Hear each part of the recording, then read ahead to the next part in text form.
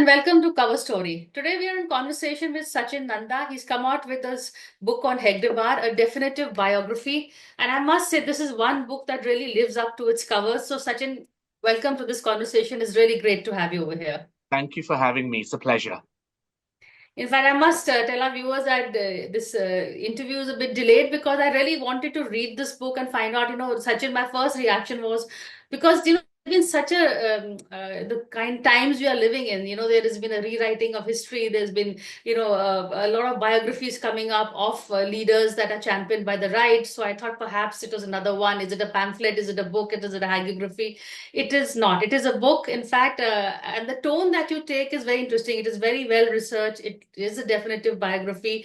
He even goes into all the myths, the larger than life pamphlets that we read about him. He talks about how Hedgewar has been misunderstood. He talks about both the rights and the wrongs that have been done to the founder of the RSS. So, Sachin, I'll begin with the first point. You call him, he is the founder of the RSS, but you also call him father of the nation. Now, that is something that is going to provoke a whole lot of people. So, let's begin with that first. Priya, this book, for those who enjoy English, this Mhm. book does have a lot of tongue-in-cheek throughout it. You may have sensed it in my Yes. tone. I use sarcasm, irony, all sorts of things, just to kind of, I suppose, make the book more interesting, but also bring out sort of some of the flavors of what I think all this book covers. So when I say that, he could be the father of the nation, what I cheekily meant by that was because I knew it would provoke a reaction, but it was more along the lines of 21st century India Mhm. is being built on Hedgewarian lines. Now, for better or worse, that's for other people to decide. But the underlying edifice of the society, the conversations, even the popular culture, it's being nudged in a Hedgewarian sense. And I think Gandhi's influence, although pronounced, has diminished, right, over time. Whereas the Hedgewarian sort of view of the world has just grown, grown, and grown, and continues to influence and dominate Indian discourse, albeit nobody in India really knows anything about Hedgewar. So, which is why there's that tongue in cheek, right? I'm juxtaposing a unknown character to become a father of the nation. Okay, so then go on to explain what is Gandhian thought, what is Hedgewarian thought, and how they clashed.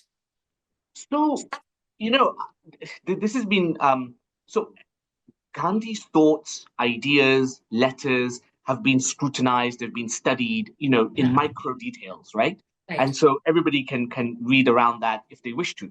But Hedgewar has had seldom attention. There's been little data or even articles or papers on him. What I find, if you think about where the core differences are, so firstly, let me just say, Priya, that Hmm. if you put Hedgewar and Gandhi in a room and they met only once for 1 hour, which I talk about in the I've book, got it. but if suppose they met today, we put them in a hotel room today and say have a chai and have a conversation. What you would Hmm. discover, I suspect, is that they would agree on 90% of things concerning India's past and India's ailments, right? As they saw it in the 1920s, 1930s. They would agree on Hmm. almost 90%. Where they begin to differentiate themselves is that from the Gandhian perspective, there were two things. One was Gandhi was an internationalist, right? He was an internationalist. There's no doubt about that in his writings and his thoughts. Number two is that he was a political nationalist. Hmm. Hedgewar, on that side, he is a cultural nationalist, and he roots his cultural nationalism in something called Deshbhakti. Now, let me just kind of pull the kind of fibers Oh. out a little bit on this. So Gandhi would say you have to capture the Rajya, the state. You have to capture the Hmm. state. So when the British leave, you have to push the British out, capture the state, and then with the state you reform the society. That was the Gandhian approach. The Hedgewarian approach was no, the Rashtra is real, the people are real, the state is imaginary. So you have to fix the Rajya, sorry, you have to fix the Rashtra in order to then Yeah, build the Rajya. the Raja. So it's a Yes. Hmm. ground up approach. It's a ground up approach. So you've got two very, very, very subtle, but it turns out to be significant differences in the worldview of the solution for India. Number two is that this idea of Deshbhakti. Mm. Gandhi is a patriot. There's no doubt about that, right? These are all patriots. But Hedgewar roots his thinking in something called Deshbhakti. Now, Deshbhakti, even by the RSS, has been translated as patriotism, which is false. And I again explain that because if we don't have this linguistic hygiene, we get our thoughts muddled up. And if our thoughts are muddled up, our discourse becomes really hard to follow and becomes contradictory. So let me just explain. Desh Bhakti is effectively what Eric Fromm would call rootedness. So that's Mm. basically where the individual psychologically expands his ego beyond himself or herself and into the very soil itself, which means that whatever comes from the soil is yours. You are an extension of it. So therefore, the trees, the mountains, the rivers, the animals, the fauna, including the culture, becomes a part of your extension by definition. Mm. Now, the Hedgewarian approach was to instill not patriotism, Desh Bhakti into each individual through the mechanisms of the Shaka and all the rest of it. Patriotism does something different. What patriotism does is what Voltaire tells us. Mm. Patriotism is where states, the Rajya, in order to consolidate its power, creates in groups and out groups, right? So these in groups can be linguistic, they can be religious, they can be racial, right? And so on and so forth. But they create in groups to consolidate power, and then therefore there's the other who is not part of the Rajya or against the Rajya.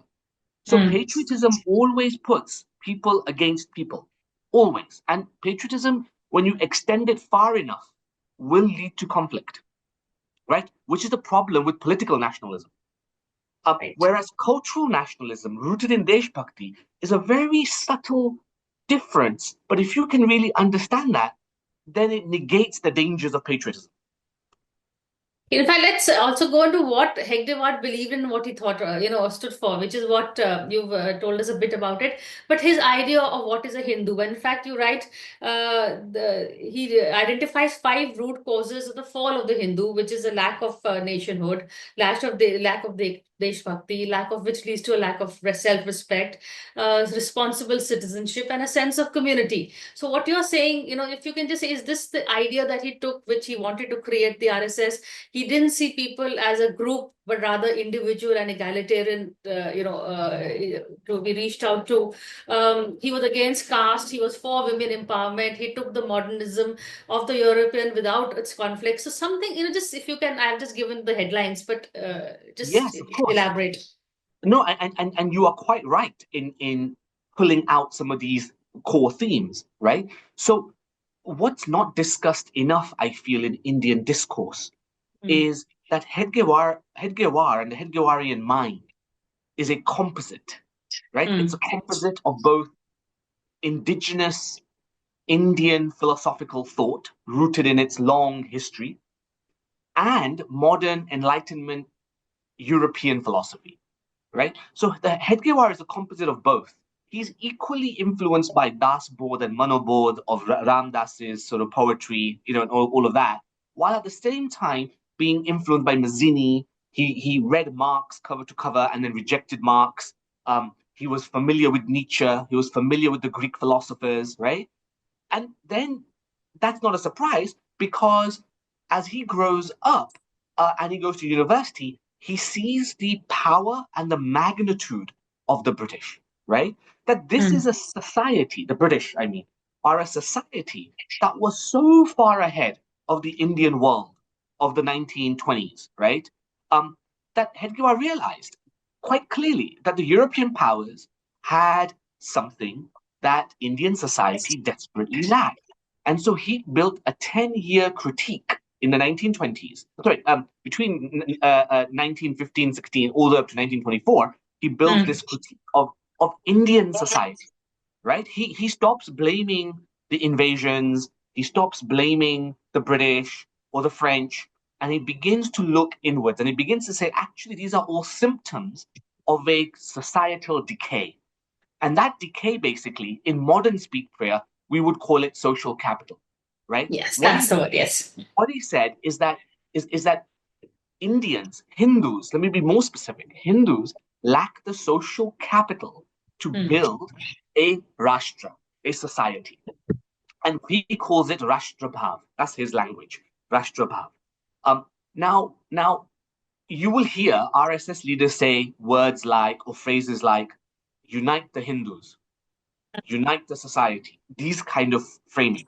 Now, these expressions may have been appropriate in some past, but that's very clunky and it doesn't really help us understand the movement.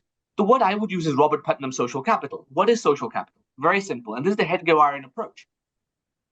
In order to build a sense of nationhood, a sense of a rashtra, a sense of community, you have to first empower the individual, man and woman, right? So you empower the man and woman by first giving them an egalitarian space where they can go beyond their caste, class, and creed being religion. So Right. therefore, the RSS from day one is not rooted in religion. It is not.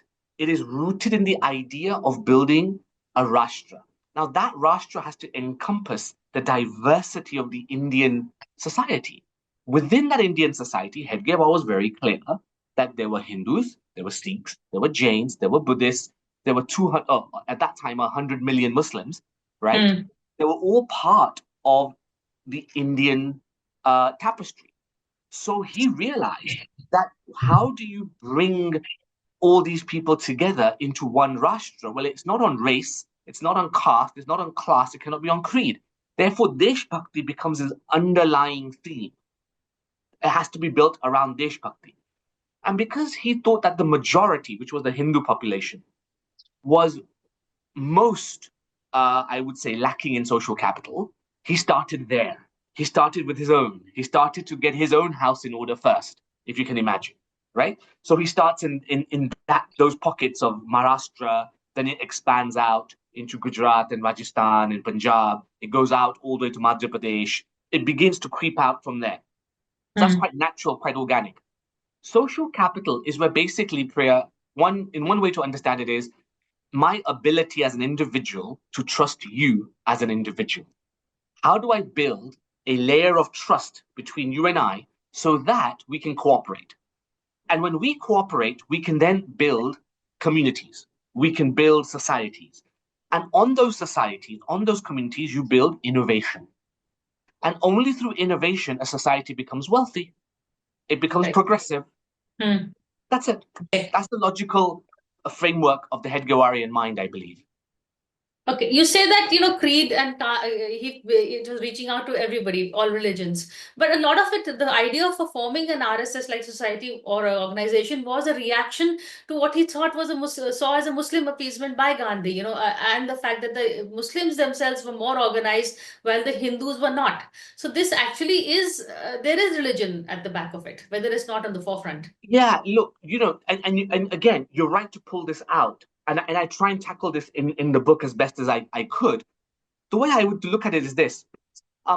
Hedgewar, like everybody, was also a victim as much as a product of his times, right? Right. So Mm. what happens in the 1920s, Priya, is that when the British after World War One, although they win World War One, they are financially almost bankrupt. And so the Right. British Empire retreats. And within India, they make cuts, huge cuts in police, in law courts, in law and order apparatus. In large parts of the country, and I don't think Indian historians have commented on this enough, but you will discover that um, lots and lots of areas within India suffered from law and order issues. There were Mm. gaps. Now, in those law and order issues, what was happening was two things. So that was one, the retreat of the British state. Couple that with after 1918, when the Ottoman Empire was dissolved by the European powers and the caliphate was dissolved in the Islamic world. I don't think Indians appreciated this, but it caused a crisis of faith within Islam Yeah. across the world, right? And I show Mm. this in the book that if it wasn't for 1918 and what the Europeans did to Turkey, maybe you would not have had the India that you've got today, right? Because they are connected. And what I mean by that is Muslims responded across the world broadly in three buckets. The first bucket was Muslims said, this is a humiliation on all of us because Islam itself is problematic. We need to get rid of Islam. We need to put it away. And those were the secularists. Those were the kind of, the Ataturks of the world who felt that um, people had to liberate themselves beyond Islamic tenets. Then there was the middle section, which were the reformists. They felt they were the journalists, they were the philosophers, the academics. They were saying, look, Islam needs to be modernized, right? We need to modernize, and we need to find our self-respect. We need to learn Western science, Western economics, and then really, sort of self-renovate. Fine. The third section, Priya, was what happened in India, and this is something that I think even Hedgewar was swept up by, because in India, what you got was, for some reason, the growth of radical, orthodox clerics, a clerical class of Deobandi Muslims, Barelvi Muslims. These are very close, by the way, to modern day Wahhabi and Salafi Muslim clerics. So India begins, for some obscure reason, to really pull on this orthodox Islam, which basically says we are humiliated. There's a crisis in Islam because we're not Muslim enough. We need to be more pious. We need to go back to the Rashidin, the four rightly guided caliphs. We need to look back at their life, and we need to model our society based on that society. So they were looking backwards, which is regressive for women, for others, for non-Muslims. Now what you got, Priya, was that you've got, in the 1920s, the British state retreats. There is lawlessness. Within that lawlessness environment, you've got hardcore Orthodox Muslim clerics riling up Muslim youth to say, you have to build a caliphate here in India. Yeah. India must be a caliphate, right? What do you think the Mappila riots, which is a euphemism, the Mappila massacre in 1921 in Kerala, was actually about? If anybody wants to read those documents, I would strongly suggest you do, because you would discover that it was about re-establishing the caliphate in Kerala. So these are the world geopolitics that were unfolding in the Hedgewarian times. So what happens to Hedgewar is, although he created an institution that could absorb everybody under Deshbhakti, the 1920s basically meant that the Hindu society, which was so fragmented, so lacking social capital, that he focused on that society first to kind of create a bulwark. In creating the bulwark, naturally, even though his writings and his speeches suggest something different, the RSS ends up, wherever these clashes happened, the RSS became the bulwark. The RSS became the go-to organization for protection, right? In fact, there's a chapter in the book which I call The Godfather. Because I like that, yes. He didn't mean to. I don't think Hedgewar meant any of this, but he becomes like a Godfather character across Maharashtra. Because if your village was under threat, if your houses were being robbed, or if you felt that you were unsafe, you could no longer go to the police. You could no longer go to the law courts. Who did you go to? You went to the RSS. And so this is why the RSS grows rapidly between 1925 and 1940. I mean, the growth is just incredible. And it's got to do with both of these geopolitical factors. Okay, I'm going to take a quick break and then come back and continue the conversation. So stay with us.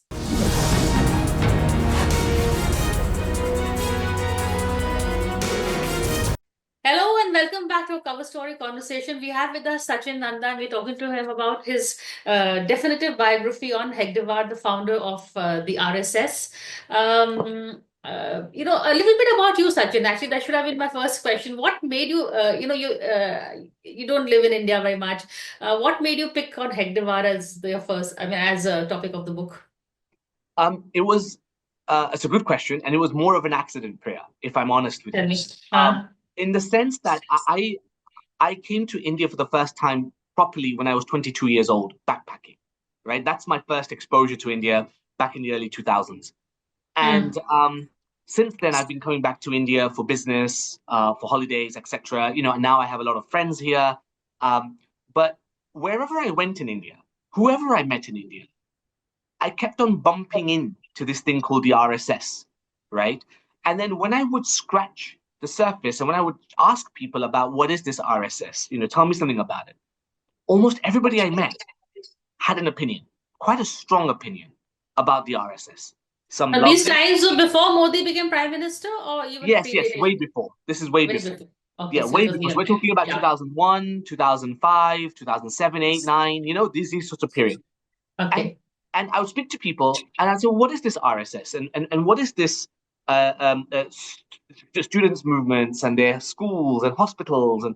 And everybody would have an opinion, polarized opinions. Those who loved the RSS were diehard and they were absolutely convinced by it. Those who opposed the RSS didn't want to, just loathed it, right? So you had these strong opinions. But when I would scratch those opinions and say, well, tell me why, I found very little substance. And so when I would ask about the founder, was who founded it, how was it founded, why was it founded the way it was, I got the same sort of language that you've got, which is we're trying to unite the Hindus. We are Mm. trying to build a nation. We're trying to build a Hindu Rashtra. You heard these sorts of words, Yes, very which to much. me made very little sense. And so I began to ask questions. I began to read academic literature. Christoph Jeffrelow's Hindu Nationalism, it's a mammoth piece of work, became my topographical map that I began to investigate. From there, I moved into RSS literature, which was again very interesting, but ultimately unpalatable because they're hagiographies, right? They're kind of reverential, and that's okay because they Mm. were written for an internal audience. Um, and so I felt that there was, if you don't understand the founder and the founder's mind, I don't think you can truly understand the organization, right? And I don't think you can understand modern India without understanding the RSS. I think it's interwoven itself now, Priya, in every nook and cranny of Indian life, right? Whether people know it or not. It's everywhere. It's in labor unions, it's in student unions, it's in tribal areas, it's in urban areas, it's in business chambers of commerces, it's everywhere. And yet nobody knows much about the founder. So that's how I got into this. No, it is interesting what you say because what he began with the Shakas has now, become almost pan-India. It is a pan-India and outside India also. A little bit, there was also the Hindu Mahasabha in the Congress. His differences because why didn't, he was with them for a while and then he went away.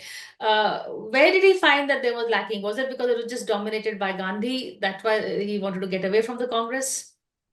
No, I think that I personally think that the Gandhi differences are overplayed. They're overplayed by both the left and the right, right? I Mm. think this is overplayed.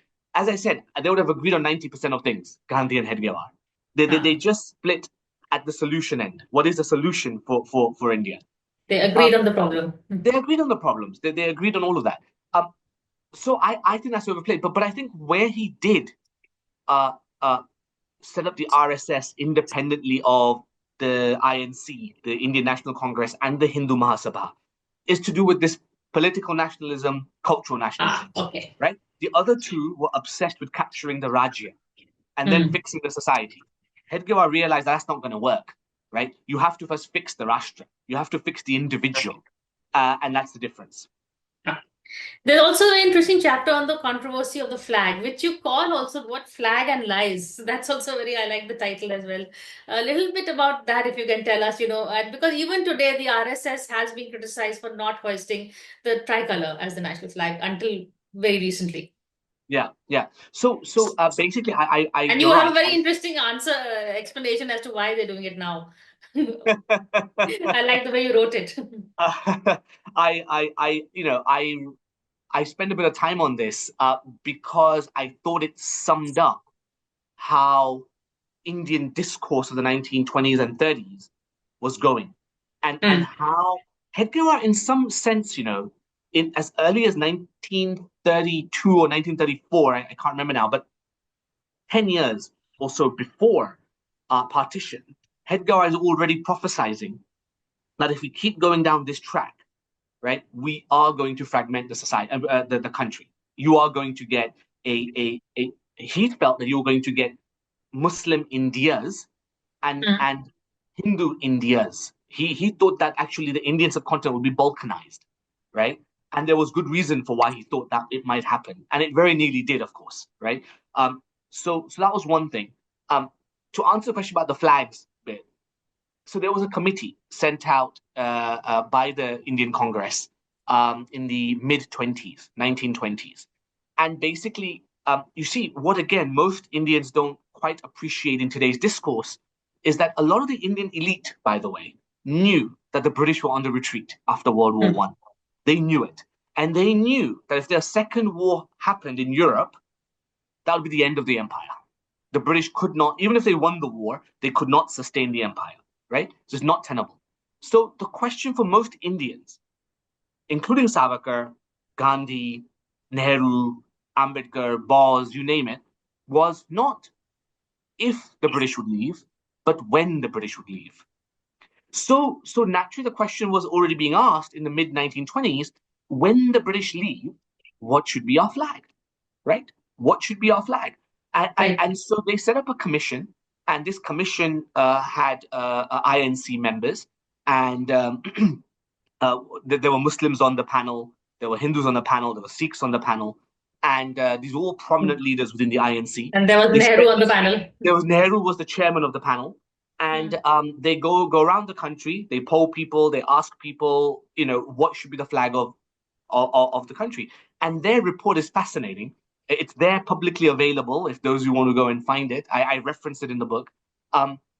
Basically, the committee says, regrettably, the people of this land want to see a Kesari flag with a Ashok Chakra in the corner, is basically what they proposed to the INC. Say this should be the flag of India. This seems to best represent the wishes of the Indian people. That was also signed off by a Muslim, a prominent Muslim, and wasn't a member of parliament at that time, but certainly a strong member of the INC, who signed it off as well.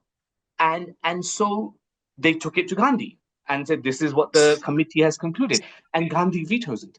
He outright vetoes it. He objects to it, one man against everybody else. And he says, no, I will not allow this report to be commissioned. And therefore, that report gets rejected, it gets shelved, and the tricolors get instilled. And why? Because Gandhi wanted to build, instead of he felt very much towards a multicultural India, right? Where essentially every community has its own little space, and then the state will try and look after each of your pockets. It's something that I think modern Indian National Congress has never forgotten, that Gandhian influence, right? But so Gandhi wanted to have the tricolors, which would represent the Hindus, the Kesari, the Muslims, the green, and the white was for everybody else, right? Which annoyed everybody else, by the way. So Gandhi got a lot of pushback against the tricolors. It wasn't just Hedgewar, it wasn't just the RSS. It came from a lot of people, from a lot of corners. And so when then Nehru and the INC announced that we're going to fight for full freedom instead of dominion status, they do this flag hosting. And so we have notes from Hedgewar himself. Hedgewar says, we will support the INC. We will do the flag hosting. And as far as Hedgewar was concerned, in alignment with the report, that it should be a Kesari flag, the Bhagwa Dwaj. And so they raised the Bhagwa Dwaj. All the shakas across Maharashtra and where they were, they raised the Bhagwa Dwaj. And then from that point onwards, right the way until modern times, right, 2014 almost, they've always on Republic Day raised the Bhagwa Dwaj, because that was the flag that the report has said the Indian people wanted. That represented the Rashtra, not the Rajya, the Rashtra, right? That's the Rashtra flag. And then, of course, when 2014 happens, suddenly the RSS now have the Rashtra, they also have the Rajya, right? So one of them is now the prime minister, right? Several of them are in the governance of the Rajya. And so suddenly now you have two flags going up, right? Yeah, which is why they got the Rashtra and the Rajya. I would have loved to continue this, but we're out of time. But before I let you go, is there another book? Are you going to be looking at perhaps Golwalkar the next? That would be very interesting also. Well, let's see how this book does, Priya. And with if people find it of value, if it causes conversation, discussion, and further research, and it just helps India discover what she really is and moves forward progressively in the 21st century, then I hope I can contribute more to it in the future. But as of now, I have no plans. Okay, I think I got my answer because my preliminary thing of the book is I think definitely it is going to do all that you are hoping it will do. So, on that note, thank you so much, Sachin, for this Thank you conversation so much, Priya. and for Pleasure. the book. Thank you.